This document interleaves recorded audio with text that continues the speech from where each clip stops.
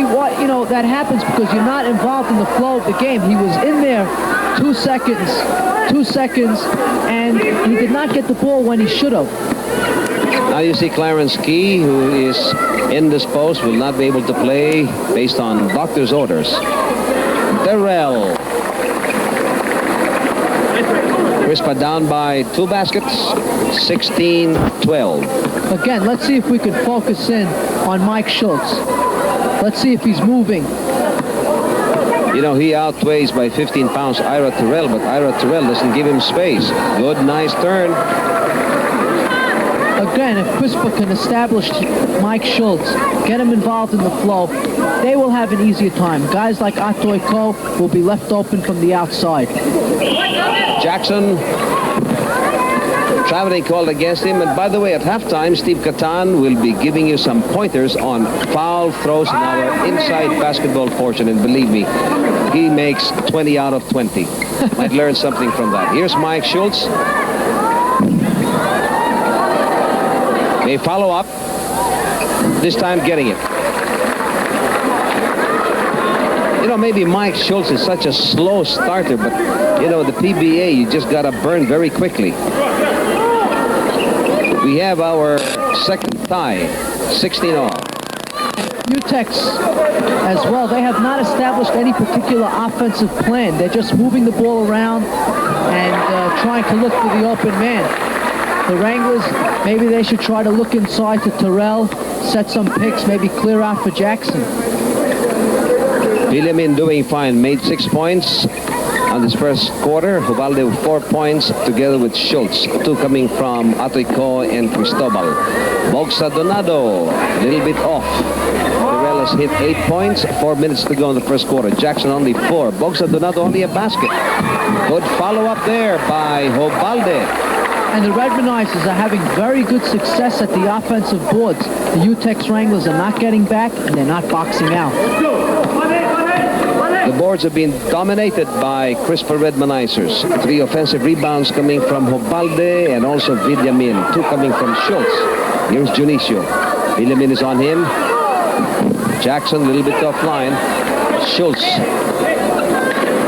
They're on top now by 4 points. 20-16. Atoy Ko getting away from Varela, but Terrell is there, giving it quickly to Schultz. Schultz now making his presence felt. Well, CRISPA looks like they're playing good ball on offense. They're starting to go into their big men. The Wranglers, they're continuing to take too many outside shots. Because of the build-up on Mike Schultz, a lot of the fans are expecting this to happen because the fast-breaking Cristobal, and a little while back, Clarence Key, who will not be seeing action, as explained by Stephen June, due to doctor's orders on account of low blood pressure. And we have the Playboy Mama. Hope I got that right, but definitely a honey shot. Well, Pingoy, so far CRISPA has 12 offensive rebounds, and from those 12 offensive rebounds, they were able to convert 14 points. Terrell now on his second personal foul, and we have a substitution. Glenn McDonald dispatching Gary Vargas and Bogsa Donado, resting for a while after contributing 1 basket. And as you're watching Mike Schultz getting his bearing for the free throw, the Shakey's one-on-one will have for the first time 2 winners. One in the below 6 feet category and another in the 6 feet and above category. Watch for the Shakey's one-on-one. That's going to be tremendous. The Terrell-Jackson combination not really clicking. With the limit. We have about a minute to go. The clock at the Coliseum, as usual, out of order again. So we just have to give this to you every now and then and approximate the time. Rebound foul called against Atoy Ko. 2 team fouls against CRISPA. One of the new rookies of U-TEX Wranglers, Marty Tierra. Tremendous career in the amateur ranks. Ubalde crowded. Here's Cristobal. Vargas is on him. They used to play together at Upcore. And Jackson really crowded and banged from behind by Villiam. Yeah, and Jackson giving Villyamin the eye. Boy, he really had daggers in his look. Pointed at the referee, got me in the belly. Tierra playing the back door. Terrell almost had a good line. Vargas went up, but Villyamin getting him from behind. It's 2-on-2, and Atoy it is Atoy Ko has such great body control. Even though he got bumped on that one, he always keeps his eye on a good shooting position. And you know, when time is running out before the end of the quarter, it's always comforting to have that nice basket, you know. And now here's an opportunity for a slam from Atoy, in and out. It rolled out. 27 for CRISPA. Jackson trying to beat the gun. A tender dunk. We have to review the time again. 30 seconds. For a moment, we thought it was 5 seconds. That's what Anyway, they said before, 5 seconds. Schultz looking for a cutter. Ball tapped out right in front of him, out of his hands by Terrell.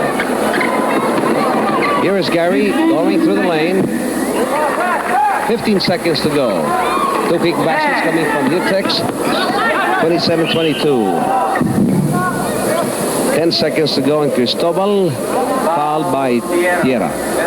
You know, going back to that last play that Terrell made against Schultz, when you're covering a big man like that, you're not going to block a shot when the ball's up in the air. The best thing you can do is block the ball before the man goes up. Try to slap that ball out of his hands. Seeing action for the first time in the 1982 PBA Open Conference, we have Philip Cesar.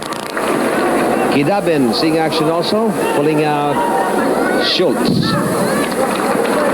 It's a very good time to rest the ball player because he gets about a half a minute now, the full end of the period, and then he'll probably start in the second quarter. All Filipino 5 for CRISPA Red Bonanzas. And we have an infraction. Terrell just lost it. Probably about 3 seconds to go, and CRISPA still has an opportunity for one basket. 28-22. CRISPA on top by 6. Atoy Ko trying to beat the gun. Yes, he does. Great shot. Really going up for that, so they're on top by 8.